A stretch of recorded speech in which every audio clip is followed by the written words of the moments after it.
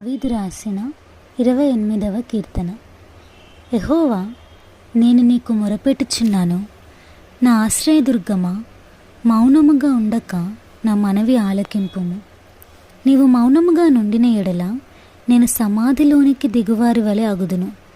నేను నీకు మొరపెట్టునప్పుడు, నీ పరిశుద్ధాలయము వైపునకు నా చేతులనెత్తినప్పుడు నా విజ్ఞాపన ధ్వని ఆలకింపుము. భక్తిహీనులను, పాపము చేయువారిని నీవు లాగివేయున్నట్టు నన్ను లాగివేయకుము. వారి దుష్టాలోచన హృదయంలో నుంచుకొని తమ పొరుగువానితో సమాధానముగా మాట్లాడుదురు. వారి క్రియలను బట్టి, వారి దుష్ట క్రియలను బట్టి వారికి ప్రతీకారము చేయుము. వారు చేసిన పనిని బట్టి వారికి ప్రతీకారము చేయుము. వారికి తగిన ప్రతిఫలమిమ్ము. యెహోవా కార్యములను వారు లక్ష్యపెట్టరు, ఆయన హస్తకృత్యములను వారు లక్ష్యపెట్టరు. కావున ఆయన వారిని వృద్ధిపరచక నిర్మూలము చేయును. యెహోవా నా విజ్ఞాపన ధ్వని ఆలకించి ఉన్నాడు. ఆయనకు స్తోత్రము కలుగునుగాక.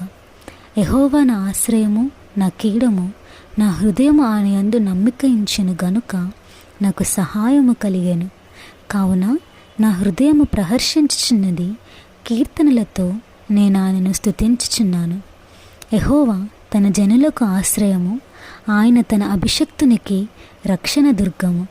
నీ జనులను రక్షింపుము, నీ స్వాస్థ్యమును ఆశీర్వదింపుము. వారికి కాపరివై నిత్యము వారిని ఉద్ధరింపుము. ఆమేన్.